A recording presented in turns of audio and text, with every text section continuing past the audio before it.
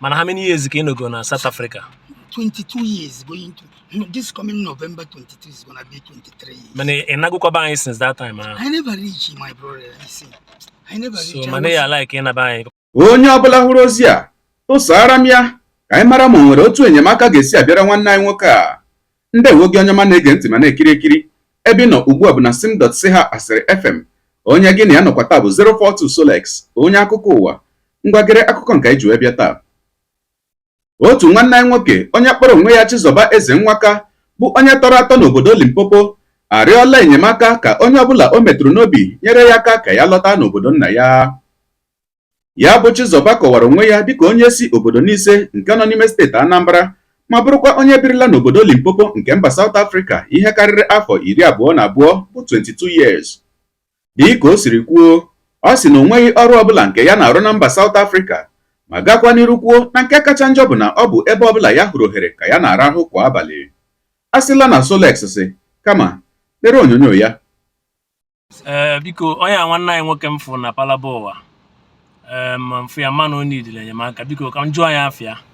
Nwanne bịa nso o. Biko gekwa n'afa gị. Afa m bụ Chizoba Eze Nwaka. CHIZOBA. Onye ebe ka ị bụ? Ahụ m onye Nise. Onye ebe na Nise. Onye ngodo Nise Udumotali Ezinwebe. Nise ani. Okay. That is Stacy ID Amobia. Roundabout. Okay. I born original. Ngodo there. After that, secondary school, TT school, high school. And he been a Palaboa here in Limpopo. How many years can you go na Palaboa? 8 years. Man, how many years can you go na South Africa? 22 years going to this coming November 22 is gonna be 23 years. Man, and I go back since that time. I never reach my brother. I see. I never reach. So man, I like in a buy because I beg is nina allow get on. I'm still sleeping in post office for past many months. You see. Post office in Ilo. This post office here, this one, this tower here. But I sleep there since last year, man. I come out from Lindela. Maybe you see when. Lindela bo deportation camp prison. Yeah, I come out there since May. I stay in one house for 5 months. This community then charge me, they put me in police custody. I spent 15 days.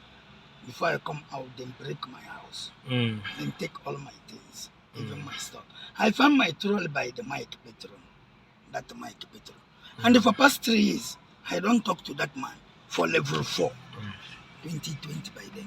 Okay, so what they here? Because I no go if you cool. Onye nwanne anyị nwoke onye Nise afọ m ya na Palaboa. My number is 08363984417. Okay, una no go number mana mma analokwa ya number ya na ka m nwike nyekwa ndị Nise m makwa. Ka m kenyele ya ka o sinya chọ ka na ba fan na street ka m fụrụ ya ebe ọ nọ fụ na o need enyemaka na nwanne anyị nwoke nwe ka o si eje. Madagascar. I see them. Onye na-anụkwa n'ọnụ ebu Nwachi Interiors from Joburg. Abịa m here ịbịa lụọ ọrụ. Ebe a bụ 7 hours to Joburg drive. Abịa m ịlụ ọrụ here. Wee na-agbafe welfare yesterday. Bịakwa kịta afọkwu ya again. I know them. Lady. Biko. There is engine guys. Biko okwugoro onye village ebe ka ịsịkwa na ibu again. Onye Ngodo Ebedezi. Na Nise.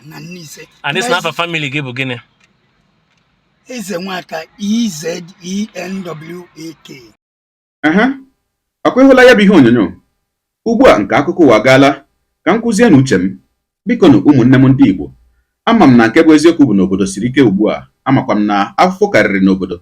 Mana ụmụnne m, onye ọbụla ọ na-agụ agụrụ ije ala bekee, biko jụkwa ese ọfụma ka ị mara ụdị obodo ị na-eje ma marakwanụ ụdị ọrụ ị na-eje na ya bụ obodo ije rụọ.